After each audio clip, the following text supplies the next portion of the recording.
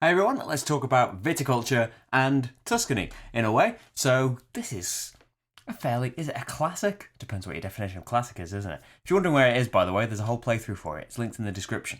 So this is not one of the very first Euros we played, but when we started going to a game group years ago, this is one of the first games that came out when the second edition first came out, and it had the Grande Works and stuff. And it was definitely the first game we came across that had such high production values, that had all of these custom meeples and had, the glass beads for tracking your wine. You can't see that, I'm just showing you my hand. I've got glass beads in them, promise.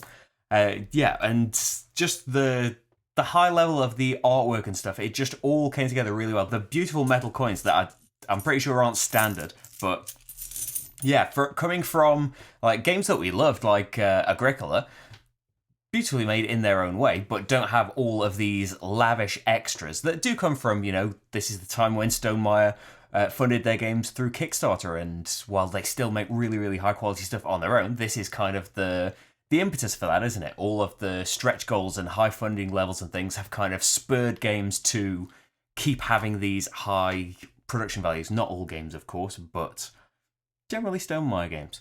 But the game itself. So it's a really good introduction to worker placement, I think, because the base game on its own, not only are there not that many worker placement spots to have to understand, there's definitely different strategies that you can go down, but there's not a huge overhead of things to know, and it works. There's a very nice flow to how it all works as well, that you plant these grapes and you can see what number of grapes it's going to give you. And then when you make wine, the standard red and white wine, you just move your bead from a 3 red to grape to a 3 red wine. And so it works together really simply. And you can see what the people are ordering. It gets a little bit more complicated with the blush wines and the sparkling wines. Not very much though.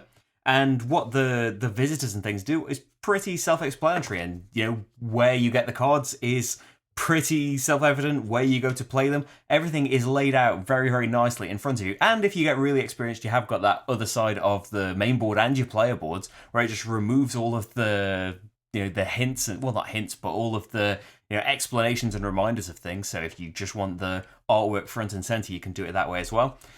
I love games where the Fresco springs to mind as well, where you have the wake up track. You decide when you're waking up in the morning and it determines the turn order, but so you want to go earlier, so you have the first choice of things, but the later you go, the better reward you tend to get, to the point where it can be extra points or even an extra worker for the entire round.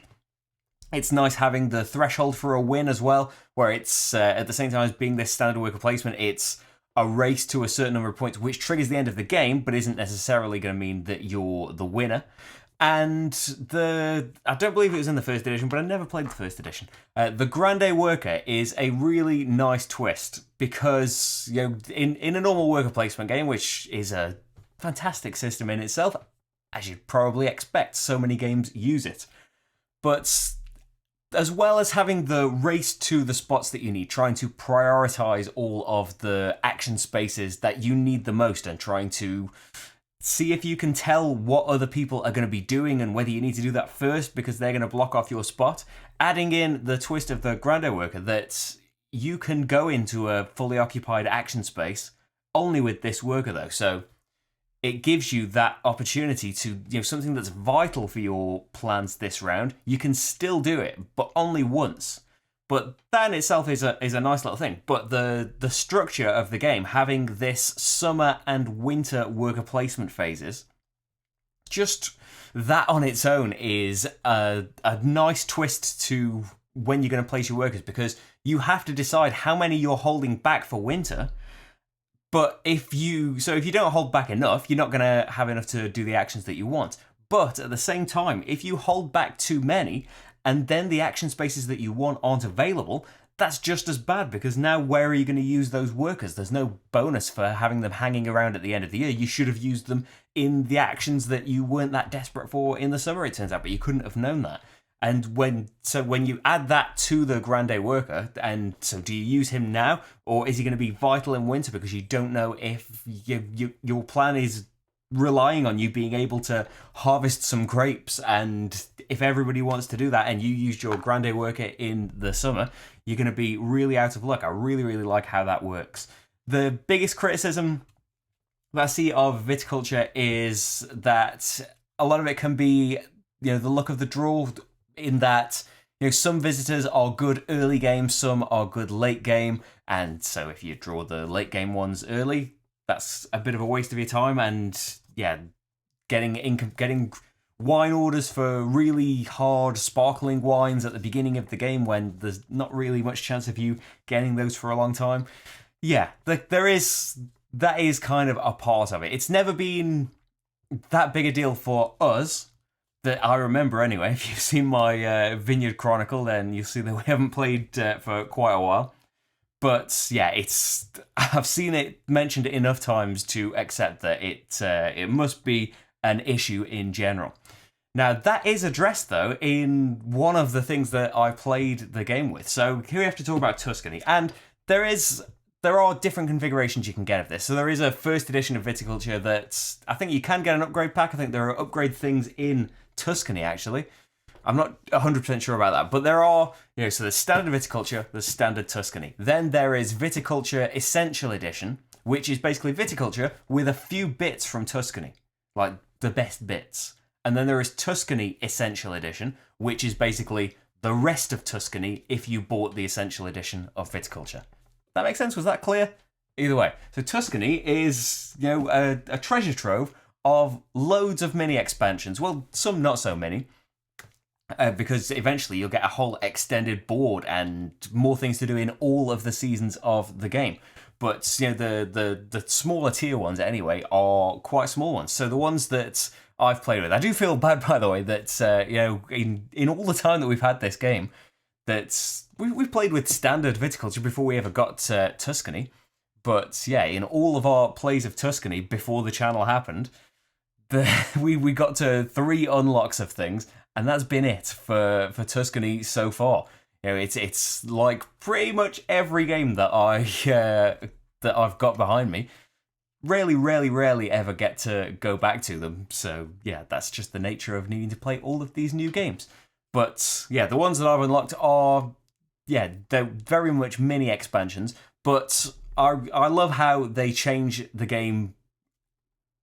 Where was the rest of that sentence? Maybe that was the end of the sentence. So the Mamas and the Papas giving you, instead of just a standard starting condition, everybody starts with 3 lira and a Pinot card and something else. You can start with these different things instead. And the Papa card gives you a choice always as well of a starting structure or some money. So it can guide your gameplay a little bit. Maybe I would have done a bit better if I'd have started with some more money rather than that structure that I decided on. The Patronage expansion gives you kind of a surefire sale from the start. He'll accept any wine for any level 5 wine. It'll give you 3 points for it. Pretty good. Doesn't give you a residual payment, which is a bit of a downside.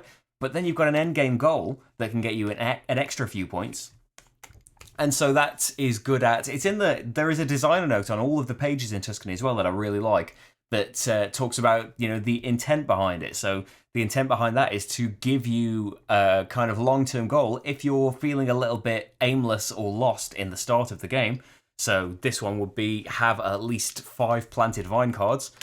Okay, then I'm going to start planting more vine cards.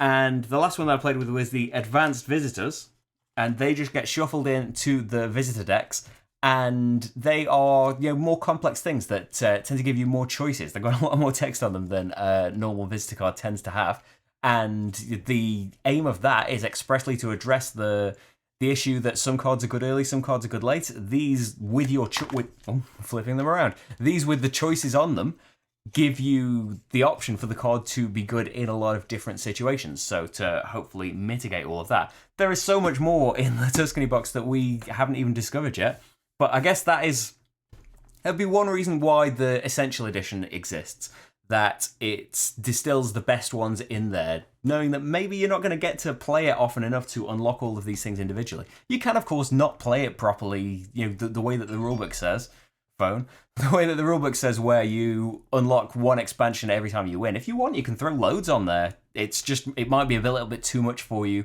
throwing in multiple expansions at once, especially if you're playing with newer players. But yeah, you can just jump to the complex ones if you want. All of these are from tier 1 of the expansion. So yeah, just Viticulture on its own, I would say that as much as it springs to mind as, you know, if we were playing with someone brand new and we wanted to introduce them to the wonderful world of worker placement, then yeah, Viticulture is an excellent choice for that. And just the base game, I'm not sure that it would just get played between the two of us that much anymore.